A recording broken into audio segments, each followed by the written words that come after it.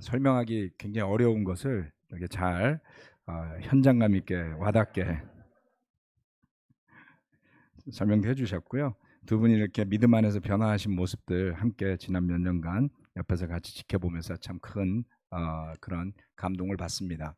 예수님을 바라볼 때 비로소 우리가 자기 중심에서부터 벗어날 수 있는 길이 열리는 것 같습니다. 또 그것이 제자도의 핵심이 아닌가 싶습니다. 오늘 말씀 나눠주셔서 참으로 감사드립니다. 그리고 찬양하면서 보니까 우리 캠퍼스하고 뭐 영프로 그룹의 젊은 형제 자매들 오늘 예배 같이 오신 것 같죠? 네, 잠깐 일어서 주실래? 우리 환영 좀 드리겠습니다. 네, 네. 반가워요. 네, 네. 요즘 그 오전 예배는 이제 이렇게 약간 의자를 띄워서 여유 있게 조금 앉아서 예배를 드리는데요. 오후에도 예배 한 5, 60명의 형제 자매들이 옵니다. 그래서 이제 코로나가 끝나고 정상적인 예배가 되더라도 과거에 비해서는 조금 여유 있게 예배를 드릴 수 있을 것 같습니다. 오늘은 잠깐만요. 제가 포인트가 여기 있죠. 자, PPT 띄워주실래요? 지난주에는 우리가 가야 할 땅에 대한 말씀을 설교했고요. 오늘은 우리가 드려야 할 예배에 대한 말씀을 나누고자 합니다. 요한복음 우리가 드려야 할 예배, 요한복음 4장 19절로 24절까지의 말씀입니다. 여자가 말하였다. 선생님, 내가 보니 선생님은 예언자이십니다. 우리 조상은 이 산에서 예배를 드렸는데 선생님네 사람들은 예배드려야 할 곳이 예루살렘에 있다고 합니다. 예수께서 말씀하셨다. 여자여, 내 말을 믿어라. 너희가 아버지께 이 산에서 예배를 드려야 한다거나 예루살렘에서 예배를 드려야 한다거나 하지 않을 때가 올 것이다. 너희는 너희가 알지 못하는 것을 예배하고 우리는 우리가 아는 분을 예배한다. 구원은 유대 사람들에게서 나기 때문이다. 참되게 예배를 드리는 사람들이 영과 진리로 아버지께 예배를 드릴 때가 온다. 지금이 바로 그 때이다. 아버지께서는 이렇게 예배를 드리는 사람들을 찾으신다. 하나님은 영이시다. 그러므로 하나님께 예배를 드리는 사람은 영과 진리로 예배를 드려야 한다. 오늘 우리 모두는 하나님 앞에서 예배를 드리기 위해 한 자리에 모였습니다. 또 우리 중에 다수는 지난 수십 년간 예수님의 제자가 되고자 하는 결심, 또 회개, 침례를 받고 난 이후에 거의 빠짐없이 주중 예배와 주일 예배를 드려오신 분들일 겁니다. 그 많은 시간 동안 우리가 정말 열심히 예배를 드려오지 않았습니까? 때로는 기쁘고 감사하고 감동이 있고, 때로는 좀 무기력하고 먹먹하고 마음에 와닿지 않는 그런 예배도 있었을는지 몰라요. 여러분 각각은 요즘 어떻게 주님 앞에서 예배를 드리고 있습니까? 사마리아 여인 또는 우물가의 여인이라는 표현으로 이 여인을 우리는 부르는데요. 그녀는 예수님 앞에서 이렇게 이야기합니다. 그녀의 조상들이 이 산에서 예배를 드려왔다라고 주장을 하죠. 그러면서 선생님네 사람들은, 즉 유대인들을 이야기합니다. 유대인들과 우리가 사고가 다르다. 우리는 이 산에서 예배를 드려야 한다고 조상들로부터 들어왔습니다 라고 말하죠. 그녀는 자신의 정체성을 자랑스러워했습니다. 그들이 예배를 드리는 그 그리심산이라고 부르는 산에 대한 자부심이 있었고요. 또 이 사장을 살펴보시면 그녀는 야곱의 우물, 그들의 조상, 위대한 조상 아브라함의 손자 야곱의 우물에서 여전히 우물물을 먹고 있다는 것을 자랑스럽게 이야기하는 장면 또한 볼 수 있습니다. 이 그리심산의 예배와 예루살렘도 산이 있었죠. 예배의 차이는 무엇이었을까요? 사마리아인들은 BC 400년경에 바벨론에서 돌아온 유대인들이 에스라와 느헤미야의 지도력 하에서 예루살렘에서 성전과 성벽을 재건하게 되는데요. 우리가 알다시피 그 과정에서 족보가 분명하지 않은 사람들은 참여를 시키지 않았습니다. 유대인들이 반대를 했죠. 사마리아인들은 참여하고자 했습니다마는 바벨론에서 돌아온 족보를 가지고 있던 사람들이 명단을 하나하나 체크하면서 분명하게 유대인들의 이스라엘의 후손이 아니라고 여겨지는 사람들을 받아들이지 않습니다. 그래서 사마리아인들은 결국 그리심산에 그들만의 성전을 그때 새로 세우게 됩니다. 다시 말해 이 여인이 말하던 우리는 이 산에서 예배를 드려왔습니다라고 한 것이 벌써 400여 년 동안 이어져 온 전통이 되었던 것이죠.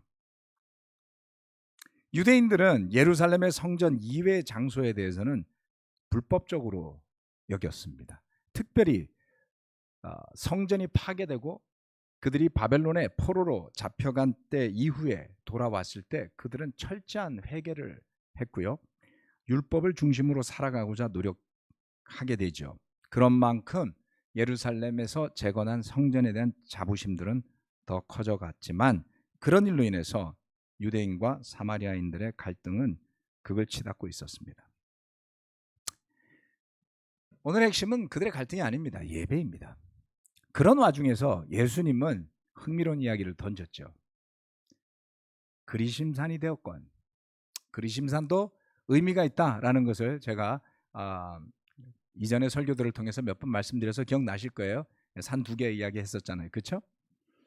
그리심산이 되었건 예루살렘이 되었건 예배하는 장소가 문제가 되지 않을 때가 온다. 주님의 뜻은 예배에 있었습니다. 이 여인의 초점은 사마리아냐 그리심산이냐 예루살렘이냐에 있었고요. 유대인들도 마찬가지 아닙니까? 예루살렘이냐 아니냐에 있었었지 예배 자체에 있지 않았었죠. 오랜 시간 저는 예배가 과연 어떤 모습이었을까라는 것을 상상하고 고민하고 성경 말씀을 읽어왔습니다. 여러분, 성경에서 드려졌던 성경 시대에 드려졌던 예배는 어떤 모습이었을까요? 그때는 유튜브가 없었잖아요. 그래서 우리가 볼 수가 없어요. 성경 말씀 가운데 예배라는 단어는 어떻게 쓰이고 있고 또 어떤 의미가 있을까요? 네, 궁금하신 분들은 성경 검색 프로그램으로 예배라는 단어를 치시고 검색해 보시길 바랍니다. 자, 오랫동안 저는 그 예배 원형을 아브라함이 제단을 쌓고 드렸던 제사와 같은 예배였다라고 말씀드려 왔었죠. 오늘은 그런 부분부터 한번 살펴보겠습니다. 첫 번째, 주님의 이름을 부르는 예배입니다. 창세기 12장 8절, 13장 4절, 21장 33절에는 예배라는 단어로 설명되는 구절들이 나옵니다. 참고로 이 성경 구절은 세번역 성경입니다. 개역 성경에서 예배라는 단어를 치고 검색하시면 이 구절들은 나오지 않아요. 그 이유도 제가 따로 설명을 드리겠습니다. 창세기 12장 8절, 아브라함은 또 거기에서 떠나 베델의 동쪽에 있는 산간 지방으로 옮겨가서 장막을 쳤다. 서쪽은 베델이고 동쪽은 아이이다. 아브라함은 거기에서도 제단을 쌓아서 주님께 바치고 주님의 이름을 부르며 예배를 드렸다. 13장 4절, 그곳은 그가 처음으로 제단을 쌓은 곳이다. 거기에서 아브라함은 주님의 이름을 부르며 예배를 드렸다. 21장 33절, 아브라함은 브엘세바에 에셀 나무를 심고 거기에서 영생하시는 주 하나님의 이름을 부르며 예배를 드렸다.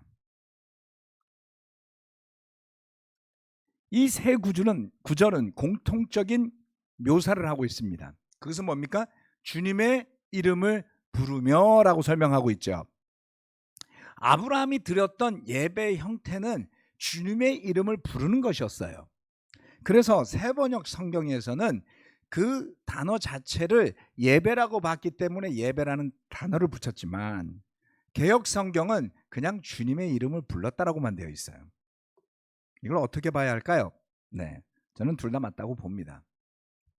제가 빨간 줄로 친 부분은 그가 주님의 이름을 부르며 예배를 드렸다라는 공통된 묘사들인데요. 그 단어들은 히브리어로 카라라는 동사입니다. 카라라는 단어는 영어의 콜과 같아요. 그래서 히브리인들은 영어의 콜이 이 카라에서 왔다고 주장해요. 근데 저도 그럴 것 같습니다. 나중에 이것이 페니케어로 넘어가면서 영어화 되거든요. 유럽의 언어들이니까요. 자, 카라라는 단어는 콜과 같습니다. 부르다, 선포하다 이런 의미를 가지고 있습니다. 그러니까 예배를 드렸다라고 의역했는데 그것은 뭐냐면 주님의 이름을 불렀던 거예요. 제물을 바치면서 아브라함이 하나님의 이름을 불렀다고요. 그런데 그 자체가 하나님께 올리는 예배와 같은 것이었다라는 설명이죠. 그 장면을 한번 여러분 머릿속에서 그려보시기 바랍니다. 어땠을까요?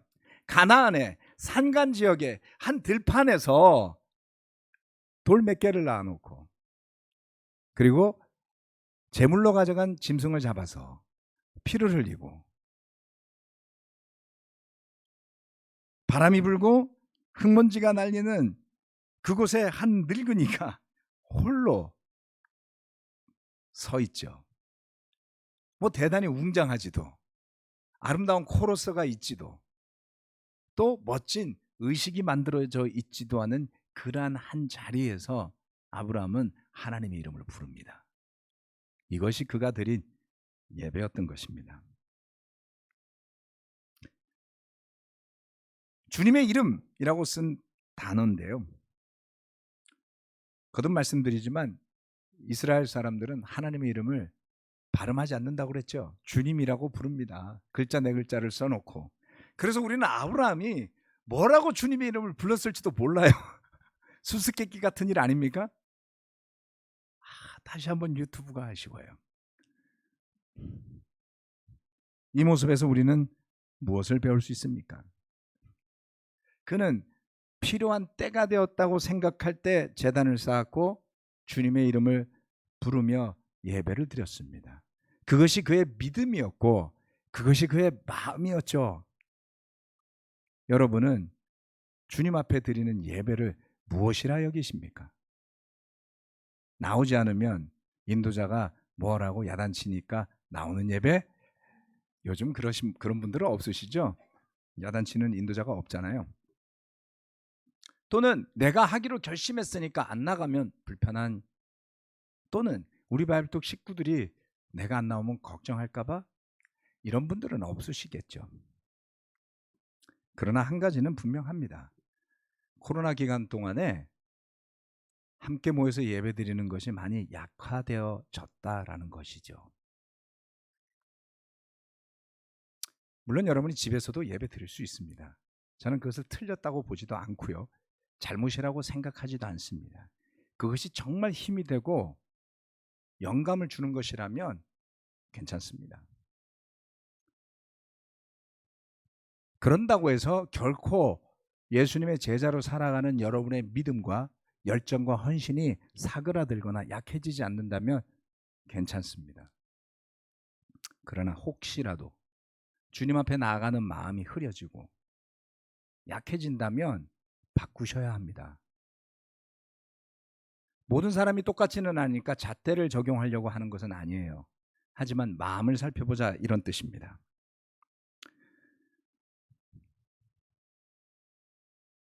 그가 선택했던 장소, 베델의 동쪽 산간 지방 내지는 가나안의 어떤 산간 지역이라는 장소에 대해서 우리는 전혀 알지 못해요.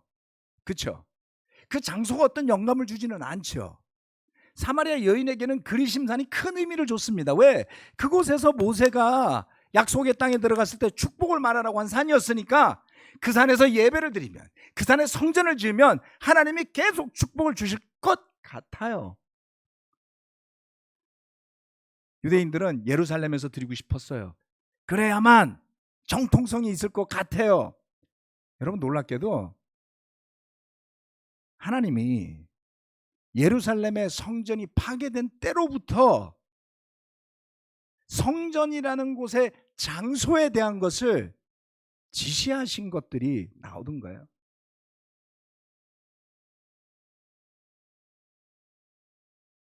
예수님은 이 시점에서 무의미하다고 말씀하신 거였어요. 제가 배우는 가장 큰 교훈은 이렇습니다. 주님의 이름을 부르며 드리는 예배입니다. 우리가 예배를 준비하거나 우리가 예배 중에 찬양을 할 때 우리의 초점은 어디를 향하고 있는가요?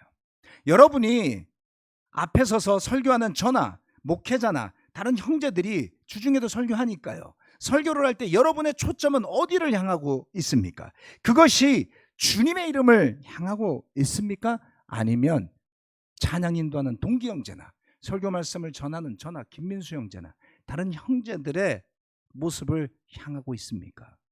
그것에 따라 여러분이 드리는 예배가 결정될 것입니다. 시편 8장 1절로부터 4절 말씀입니다.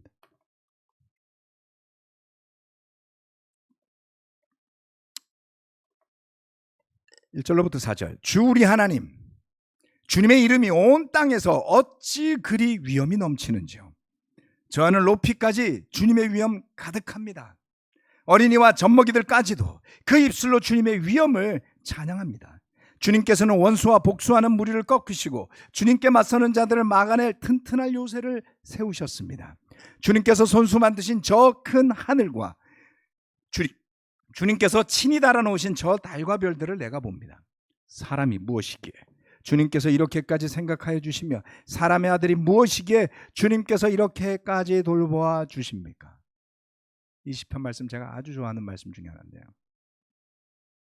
하나님의 이름이 온 땅에서 위엄이 있고 하늘 높이까지 가득하며 그 하나님이 저와 여러분을 이렇게까지 생각하여 주신다라는 것이 어마어마한 축복 아닙니까? 이 예배 올 때 그 축복이 가득하다면 이 자리가 얼마나 감사로 찬양으로 넘치게 될까요? 그것을 놓쳐버리면 다단계 집회나 동호회 모임이나 토론회 모임이나 정치적 집회나 다를 바가 무엇이 있겠습니까? 주님의 이름이 빠지면 그 자리는 예배하는 자리가 아니게 될 것입니다. 두 번째, 주님을 섬기는 예배입니다. 출애굽기 3장 12절 말씀입니다.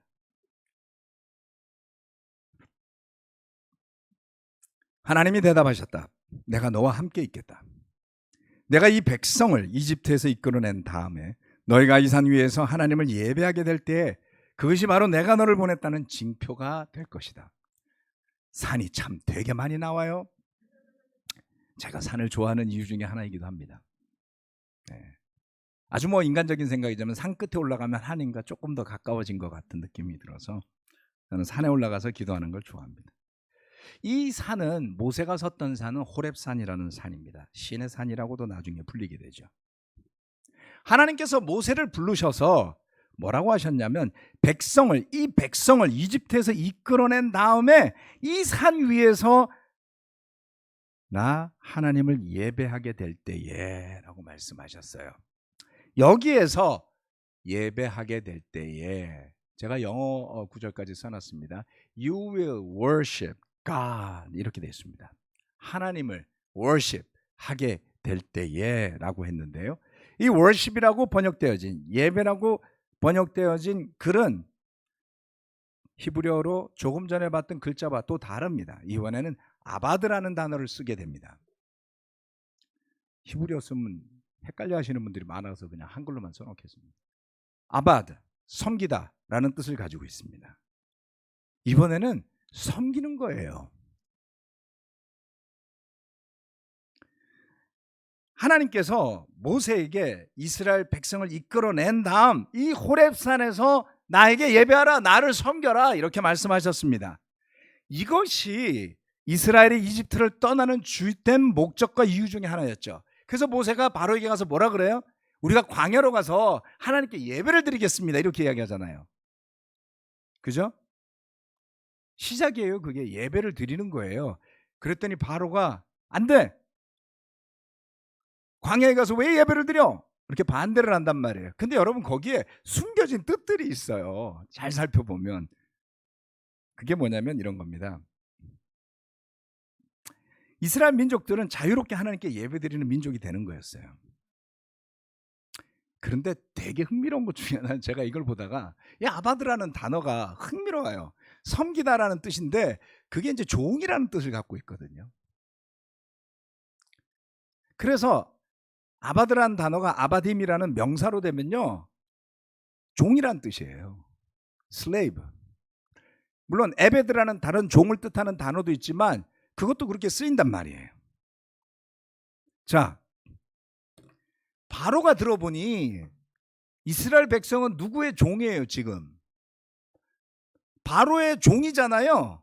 근데 이들이 가서 다른 뭐라고 그러는 신에게 아바드 하겠다 이거예요. 가서 그 신의 종이 되겠다는 거예요. 그러면 더 이상 바로의 종이 아니게 되는 거죠. 그래서 바로가 반대하는 겁니다. 너희들을 내가 잃어버릴 수는 없어. 예배 드리고 돌아오면 되잖아요. 소풍 갔다 오듯이. 그런 뜻이 아니라고요. 우리는 이제 더 이상 바로를 섬기지 않겠습니다예요.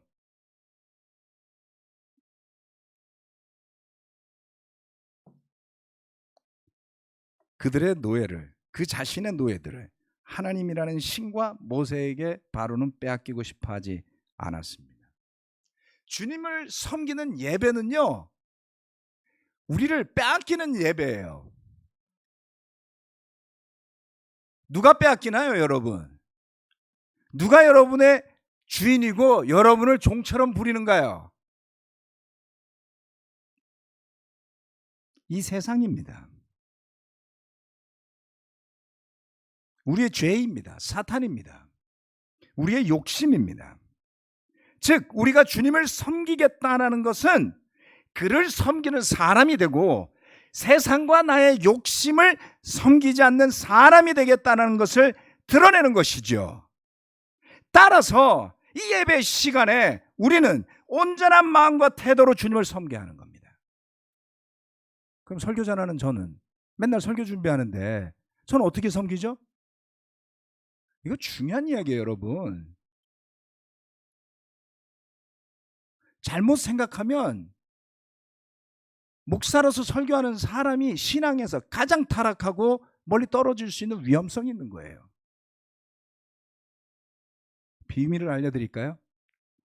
설교를 준비하는 과정이 저에게 있어서는 예배나 다름없습니다.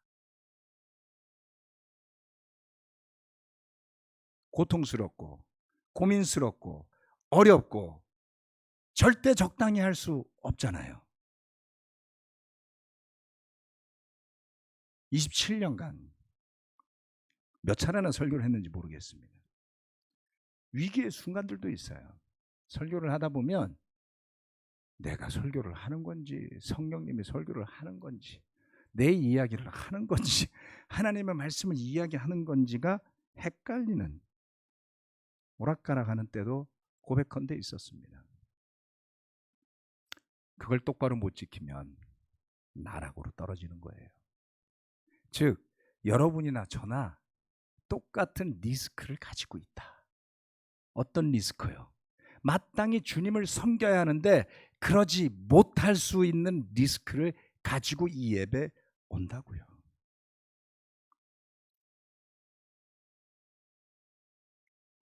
예배 시간에 우리가 온전한 마음과 태도로 주님을 섬기지 못하면 그 예배는 실패한 예배가 됩니다.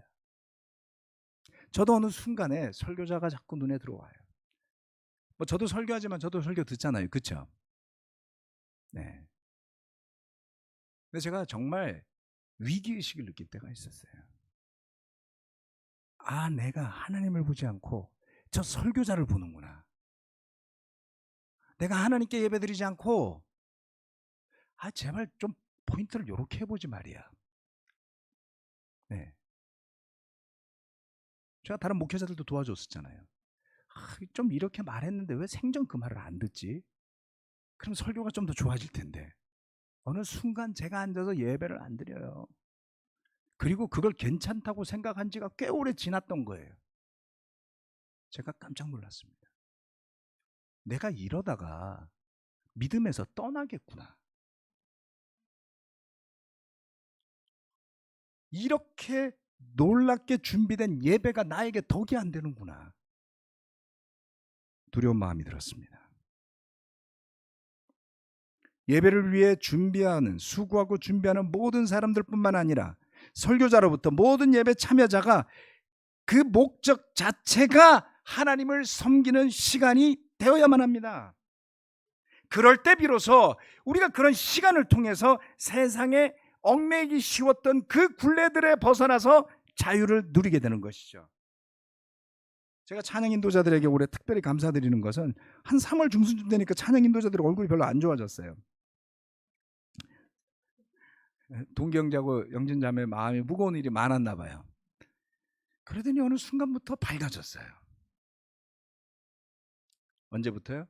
그들이 온전히 이 예배 찬양을 하나님께 드리겠다 라고 결심한 순간이 저에게는 있어 보였어요. 그리고는 찬양이 밝은데 격려가 되더라고요. 네. 예배 전에 의자를 준비하고 안내를 준비하는 분들이 얼마나 밝고 따뜻한 모습으로 환영해 줍니까, 여러분? 그분들이라고 자기 삶의 고난과 걱정과 근심과 어려움이 없겠어요? 하지만 준비된 마음으로 미리 와서 형제 자매들을 하나님 앞에 맞이할 생각으로 너무 기뻐했어요. 저는 예전에는요, 우리 교회 어셔들이라 그랬잖아요. 안내위원들이라 그랬잖아요. 향구나가 안에서 막 1000명씩 예배드리고 그럴 때 어셔들이 막 60명, 70명이 있었어요. 수고한다고는 생각했지만 정신없었잖아요. 우리 그때 젊었고 막 진짜 예배가 정신없었어요. 열심히도 뭐 다 했지만 그 중요성을 저는 몰랐던 것 같아요. 나이가 들고 철이 들어서 그런지 모르지만 요즘에는 들어올 때 그 인사해주는 한 명의 형제, 한 명의 자매가 너무 반가운 거예요. 이런 마음이 모여서 이 예배가 함께 드리는 섬기는, 하나님을 섬기는 예배가 되는구나라고 느끼게 됩니다. 세 번째, 주님께 엎드리는 예배입니다.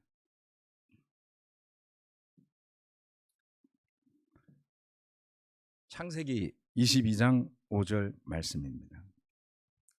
그는 자기 종들에게 말하였다. 내가 이 아이와 저리로 가서 예배를 드리고 너희에게로 함께 돌아올 터이니 그동안 너희는 나귀와 함께 여기에서 기다리고 있거라. 아브라함이 이삭을 제물로 삼으려 가고 있었습니다. 예배를 드리는 일에 익숙했던 아브라함이기 때문에 그는 그 절차를 잘 알고 있었죠. 종들에게 이야기합니다. 저리로 가서 예배를 드리고 오겠다라고 할 때 이 예배를 드리고라는 단어는 여전히 worship으로 번역이 되어 있죠. 근데 이 단어는 조금 전에 봤던 아바드라는 단어와 다른 단어를 사용합니다. 사하라고 씁니다. 사하라는 단어는 절하다, 엎드리다, 경배하다예요. 이것은 무엇을 이야기합니까? 아브라함이 제사 드렸던 모습을 나타내죠. 그가 주 하나님의 이름을 부르면서 예배 드렸던 때, 그런데 그는 절하고 엎드리면서도 예배를 드렸던 것이죠. 그 모습을 조금 이제 그림이 그려지십니까? 우리 누구한테 엎드려서 절합니까? 설날 세배할 때, 그죠? 부모님에게, 어르신에게 경의를 표할 때 엎드리잖아요. 기독교에서 한국의 제사를 보고 조상에게 절을 하지 말라고 했던 가장 큰 이유는 바로 이것 때문입니다. 우리는 공경하는데 왜 그걸 하지 말라 그러지? 그런데 엎드리는 것이 그 자체로 예배 드리는 것이라는 의미를 잘 알고 있었기 때문이에요. 지금은 이제 희미해졌습니다. 주님께 엎드리는 예배를 생각해 봅시다. 그런데 요한복음 4장 23절로 24절에 나오는 예배, 예수님이 하신 말씀을 다시 돌아가서 봅시다. 참되게 예배를 드리는 사람들이 영과 진리로 아버지께 예배를 드릴 때가 온다. 지금이 바로 그 때이다. 아버지께서는 이렇게 예배를 드리는 사람들을 찾으신다. 하나님은 영이시다. 그러므로 하나님께 예배를 드리는 사람은 영과 진리로 예배를 드려야 한다. 신약 성경 말씀을 놓고 예배라는 단어를 찾아보십시오. 요한복음에 쭈루룩 나오고요. 로마서에 나오고요. 계시록에 나오고요. 다른 데는 별로 안 나와요. 신기하죠. 자, 그런데 이 예배를 드리다라는 신약 성경의 단어는 헬라어로 당연히 쓰여졌겠죠. 프로스키네오, 알지도 못하는 단어입니다. 듣고 잊어버리십시오. 그런데 이 단어의 뜻이 신기합니다. 입맞추다라는 원뜻을 가지고 있대요. 아니, 입맞추는 게 왜 예배드리는 거죠? 그렇죠? 이 단어는 아주 엄격하게 신들을 경배하는 데에만 사용되었던 전문 용어라고 학자들은 추정하고 있습니다. 그러니까 다른 데에서 입맞춘다라고 하는 것과는 다르게 사용되었다라는 것을 알 수 있을 겁니다. 마치 그 어떤 과거의 고대의 조각이나 그림 같은 것들을 보면 인간이 손을 뻗어서 그 신에게 입맞추려고 노력하는 그러한 것들을 묘사한 것들이 있다고 해요. 경배하는 모습을 이렇게 표현을 했던 모양입니다. 헬라어로. 신약 성경에서 이 단어를 사용하는 주된 이유는 70인역이라고 불리는 히브리 성경을 헬라어로 번역한 성경에서 조금 전에 읽었던 구약에 나오는 예배드리다라고 했던 그 단어들을 주로 이 단어로 번역을 해놨기 때문이에요. 그래서 신약 성경에서도 이 단어를 쓰는데 특별히 이 단어는 조금 전에 제가 설명드렸던 것 중에 마지막 부분 사하, 즉 엎드려 경배한다라는 단어를 대체한 단어였어요. 구약의 성경 말씀과 연결된다고 볼 수 있겠죠. 어떻습니까? 무릎을 꿇고 경배하는, 엎드리는 예배를 뜻합니다. 그것이 바로 예수님이 사마리아 여인에게 설명했던 것이에요. 그러한 것을 머릿속에 염두에 두고 우리 다 같이 4장 23절, 24절 말씀을 한번 읽어볼까요? 시작. 참되게 예배를 드리는 사람들이 영과 진리로 아버지께 예배를 드릴 때가 온다. 지금이 바로 그때이다. 아버지께서는 이렇게 예배를 드리는 사람들을 찾으신다. 하나님은 영이시다. 그러므로 하나님께 예배를 드리는 사람은 영과 진리로 예배를 드려야 한다. 아멘. 영과 진리로 하나님 앞에 납작 엎드리는 것, 그것입니다. 사마리아 여인이 드렸던 예배를 한번 떠올려 봅시다. 조상들의 관습에 따른 예배였고 그 예배는 장소와 형식이 중요한 예배였습니다. 그리심산에서 만들어진 성전에서 엎드리고 절했던 것으로 보이죠. 그것으로 충분했던 예배였습니다. 한편 예루살렘에서는 아론의 후손들이 드리는 예배가 있었습니다. 좀 더 정통성이 있어 보이고 원래 성전의 자리에 재건된 성전에서 율법이 지시한 대로 형태를 갖추고 드리는 예배였습니다. 그런데 주님은 이 두 가지 모두가 소용 없어지고 신령과 진정으로 예배드려야 할 때가 온다고 하셨습니다. 저는 예루살렘에 가본 적도 없습니다. 여러분 가보셨습니까? 이 방 안에서 제가 아는 정태천 집사님 말고 아무도 안 가봤어요. 그리심산은 가보셨습니까? 정 집사님 그리심산 안 가보셨죠? 거기까지 갔는데 거긴 또 안 갔어요.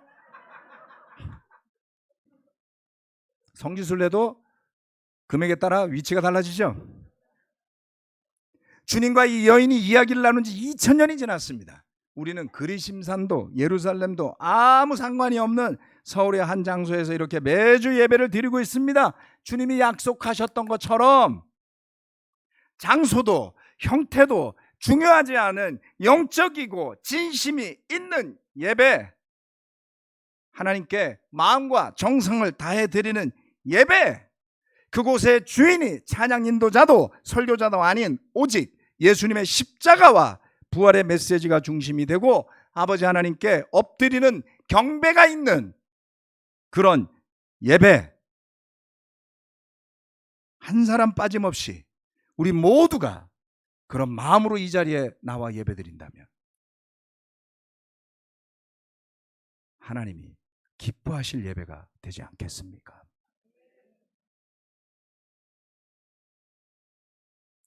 얼마 전에 제 아들과 제자훈련 시간을 보냈습니다. 사실 제가 한동안 소홀했어요. 근데 제가 한 달에 한 번씩 만나는 우리 틴 담당하고 계시는 김민수 전도사님, 안진수 형제를 만났더니 강력하게 추진해야 될 과제가 있습니다. 뭔데요? 부모들이 아이들과 제자훈련 시간을 안 보내고 있습니다. 앞으로 잠실교회 팀 부모들을 교육하고 가르쳐서 반드시 그렇게 되게 해야지만 가정이 변하고 교회가 변할 수 있습니다. 제가 찔렸어요. 그래서 바로 카톡으로 수연아 티타임 보내자. 그랬더니 아들이 그 다음 날인데 기꺼이 시간을 내줬습니다. 얼마나 기다렸는지. 근데 그때 제 아들이 이런 이야기를 했어요.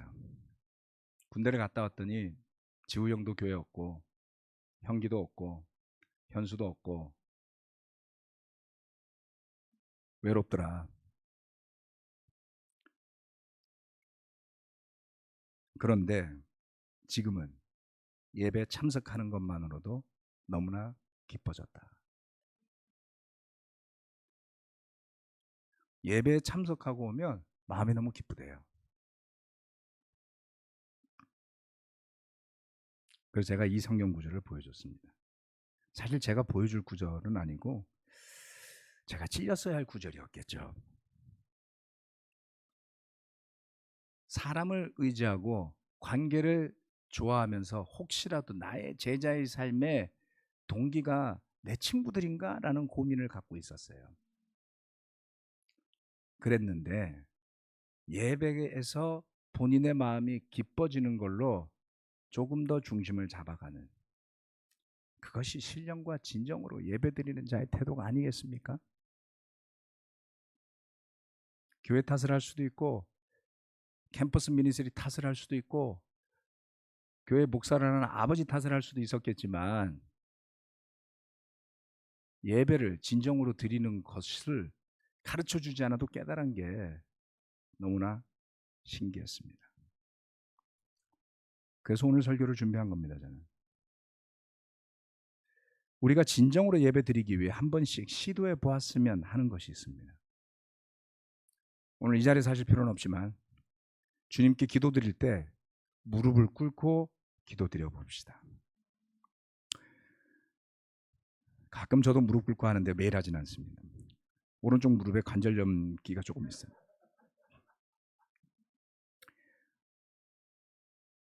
자, 사하 프로스키네, 완전히 엎드리는 예배를 한번 해봅시다.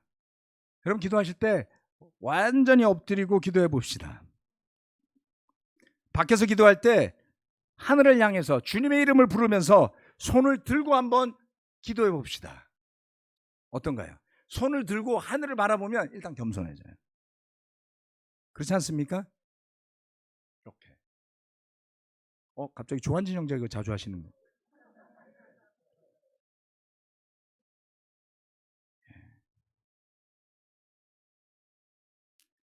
다음 주 한 번씩들 해보시고 이런 마음으로 이 자리에 나오시면 어떨까요? 마음으로, 몸으로, 우리 영으로, 진정으로 온전히 주님 앞에 엎드리는 예배가 될 것을 기대하니 너무나 기쁩니다. 설교하는 자나 듣는 자나 찬양하는 자나 함께 따라 부르는 자나 듣는 자가 모두가 혼연일체가 되는 예배가 될 수 있다면 그 자리야말로 하나님께 예배드리기에 합당한 곳이 될 것입니다. 말씀 마치겠습니다. 아멘.